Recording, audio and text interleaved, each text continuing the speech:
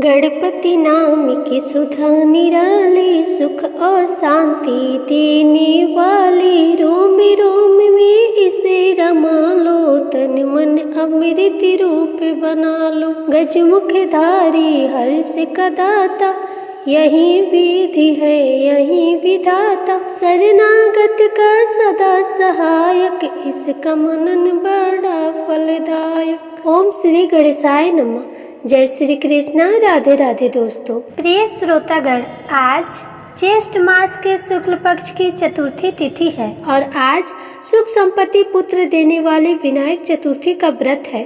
तो सबसे पहले आप सभी भक्तजनों को विनायक चतुर्थी व्रत की हार्दिक शुभकामनाएं। यह व्रत भगवान श्री गणेश का अति प्रिय व्रत होता है और आज के दिन जो भी इस कथा को सुनता है उसे गणेश जी की, भगवान श्री कृष्ण और साथ ही धन की देवी माता लक्ष्मी की उस पर विशेष कृपा होती है। समस्त देवतागण उससे प्रसन्न हो जाते हैं और इस व्रत को करने तथा कथा को सुनने से संतान सुख की भी प्राप्ति होती है। सुनी गोद भर जाती है, संतान पर आने वाले संकट कट जाते हैं और माता लक्ष्मी जी की प्राप्ति होती है।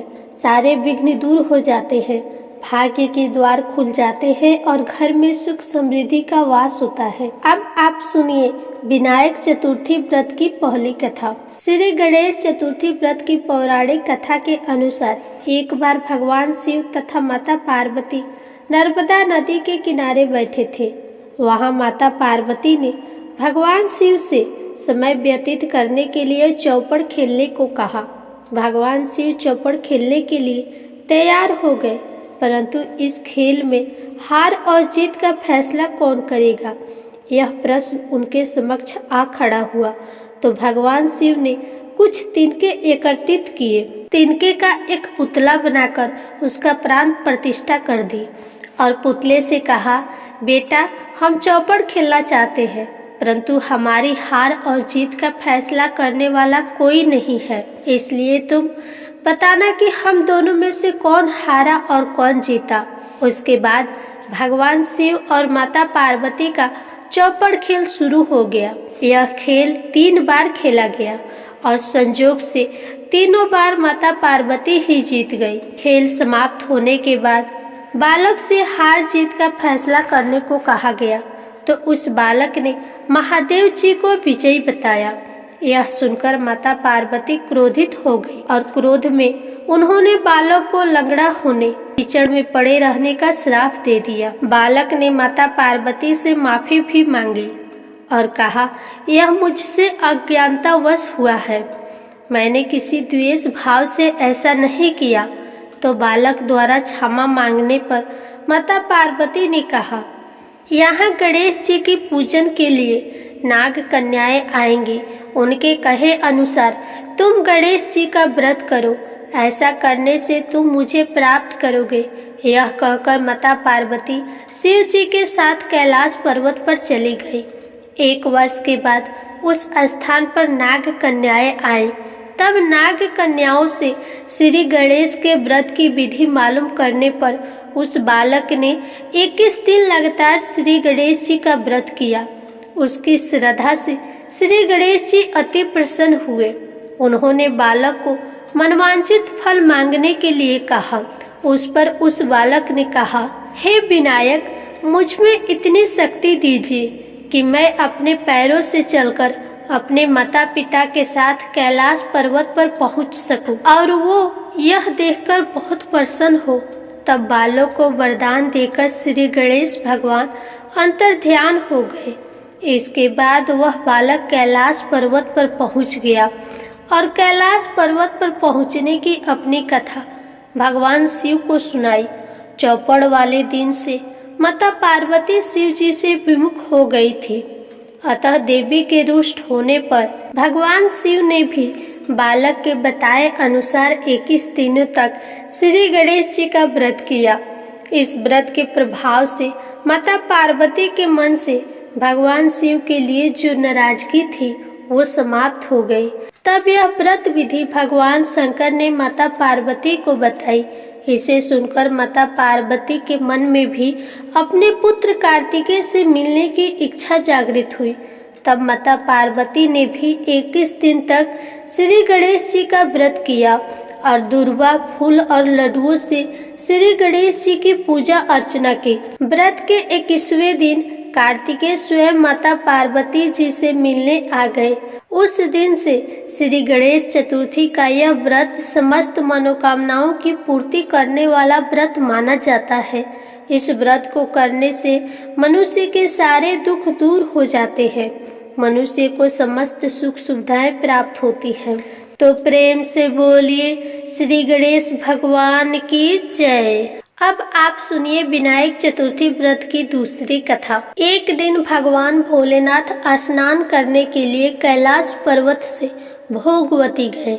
महादेव के प्रस्थान करने के बाद माता पार्वती ने स्नान करना प्रारंभ किया। घर में स्नान करते हुए अपने महल से एक पुतला बनाकर और उस पुतले में जान डालकर उसको संजीव किया। पुतले में जान आने के बाद देवी पार्वती ने पुतले का नाम गणेश रखा। देवी पार्वती ने स्नान करते जाते वक्त बालक गणेश को मुख्य द्वार पर पहरा देने के लिए कहा। पार्वती ने कहा, जब तक मैं स्नान करके ना आऊं किसी को भी अंदर नहीं आने देना। भोगवती में स्नान करके जब भगवान शिव अंदर आने लगे तब बालक स्वरूप गणेश ने उन्हें मुख्य द्वार पर रोक लिया। भगवान शिव के लाख कोशिश के बाद श्री गणेश उनको अंदर नहीं आने दिए। श्री गणेश के द्वारा द्वार रोकने को उन्होंने अपना अपमान समझा। बालक गणेश का सिर धड़ से अलग करके वे अंदर चले गए। शिव जी जब घर के अंदर गए तो वह बहुत क्रोधित अवस्था में थे। ऐसे में देवी पार्वती ने सोचा कि भोजन में देरी होने की वजह से वे नाराज है, इसलिए उन्होंने 2 थालियों में भोजन परोसकर उनसे भोजन करने का निवेदन किया। 2 थालियां लगी देखकर शिवजी ने उनसे पूछा कि दूसरी थाली किसके लिए है। तब माता पार्वती ने जवाब दिया कि दूसरी थाली पुत्र गणेश के लिए है जो द्वार पर पहरा दे रहा है। तब भगवान शिव ने देवी पार्वती से कहा कि उसका सिर मैंने क्रोधित होने की वजह से धड़ से अलग कर दिया। इतना सुन के देवी पार्वती जी बहुत दुखी हो गई और विलाप करने लगी। उन्होंने भोलेनाथ से पुत्र गणेश का सिर जोड़कर जीवित करने का आग्रह किया। तब महादेव ने एक हाथी के बच्चे का सिर काटकर गणेश के सिर से जोड़ दिया। अपने पुत्र को फिर से जीवित पाकर माता पार्वती अत्यंत प्रसन्न हुई। इसलिए कहा जाता है कि जिस तरह भगवान शिव ने गणेश को नया जीवन दिया था, उसी तरह भगवान गणेश भी नया जीवन अर्थात आरंभ के देवता माने जाते हैं। प्रेम से बोलिए गणेश भगवान की जय। एक अन्य कथा के अनुसार बहुत समय पहले की बात है। एक नगर में एक निर्धन ब्राह्मणी रहा करती थी। उसके पति की समय से पहले ही मृत्यु हो गई थी। उसका एक 5 साल का पुत्र था। उसकी सास बड़े ही कठोर हृदय वाली थी। उसे तरह तरह से प्रताड़ित करती थी।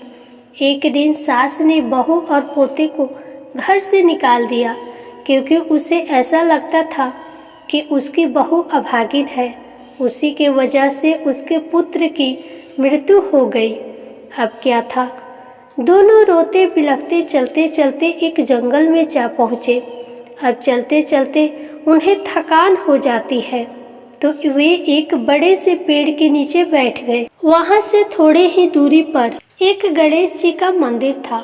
वहाँ बहुत से लोग गणेश जी के दर्शन करने आते थे। दर्शन करके गणेश जी को प्रसाद चढ़ाते थे। फिर वह प्रसाद लोगों में बांट देते थे। इस प्रसाद से माँ बेटी का गुजारा होने लगा। उन्हें थोड़ा बहुत खाने को मिलता और पेट की आग शांत हो जाती और इस प्रकार दोनों गणेश जी की पूजा पाठ में लगे रहते। एक दिन की बात है, ब्राह्मणी अपने बच्चे के साथ रात्रि में सो रही थी।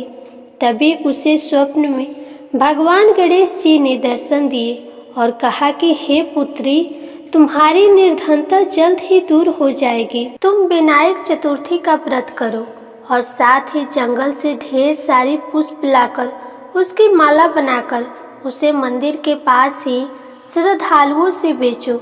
इस प्रकार तुम्हें आय की प्राप्ति होगी, दिन पर दिन तुम्हारी तरक्की होगी। अब क्या था, जब सुबह हुई तो उस ब्राह्मणी ने ये बात अपने पुत्र को बताई। तो पुत्र ने कहा, माँ, ये तो बहुत अच्छी बात है।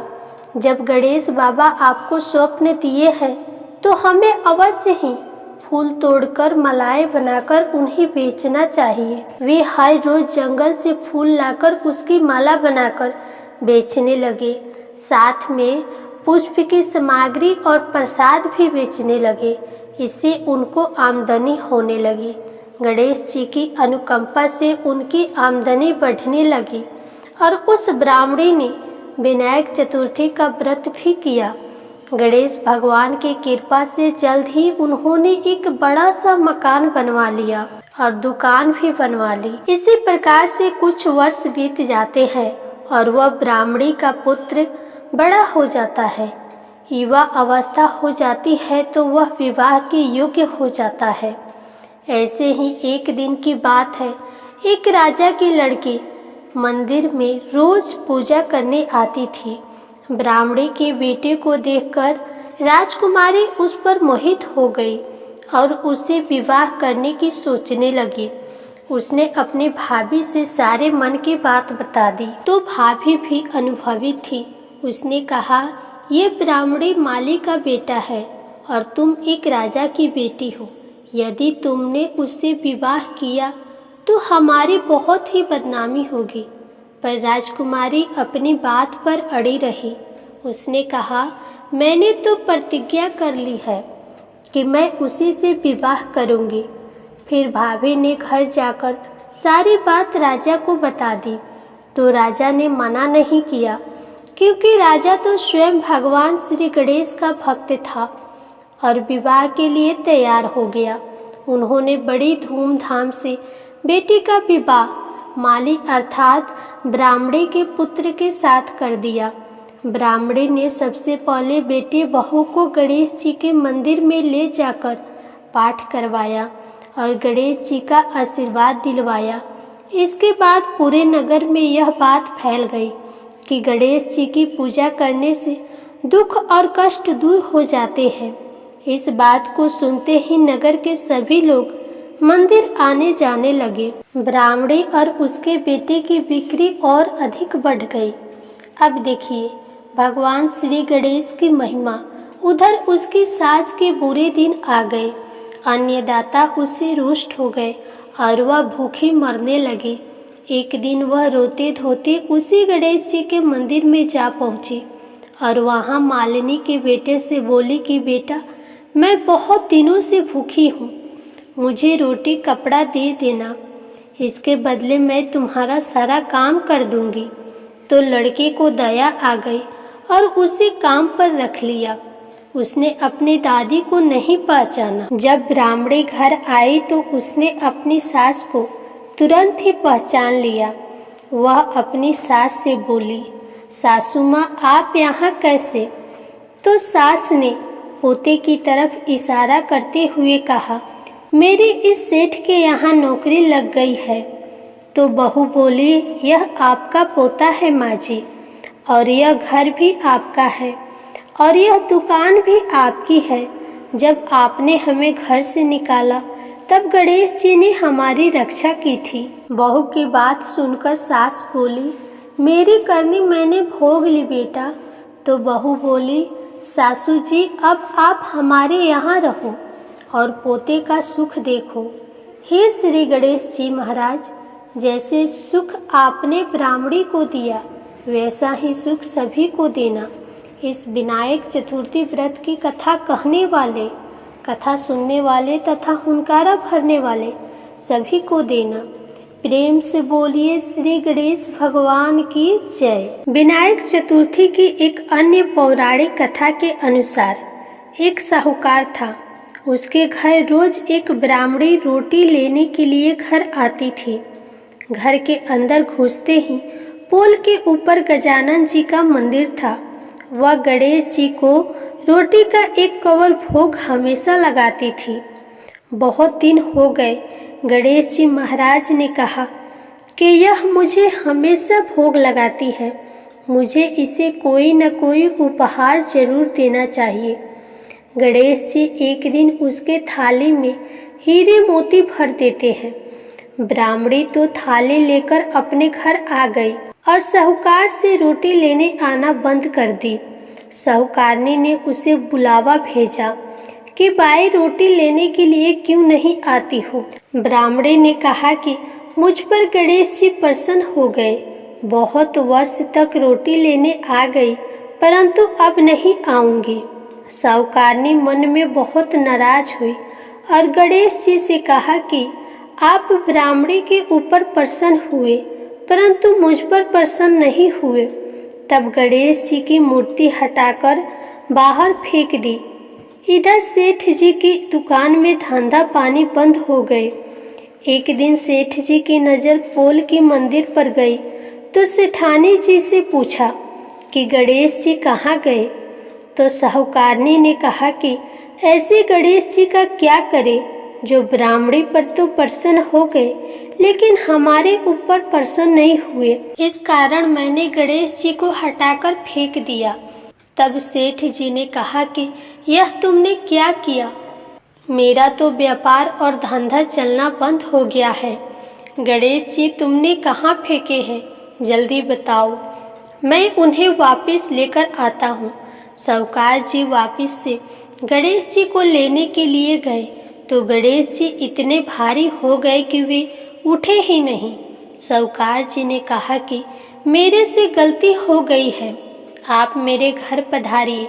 गणेश जी तो और भी भारी होते गए और कहा कि मैं तो नहीं चलूँगा, पहले साहूकारनी को बुलाकर यहाँ लाओ और वह मुझसे माफ़ी मांगेगी तो ही मैं चलूँगा। और गणेश जी ने कहा कि मुझे हमेशा 1.25 सेर चूरमा का भोजन कराओगी तो ही मैं चलूँगा।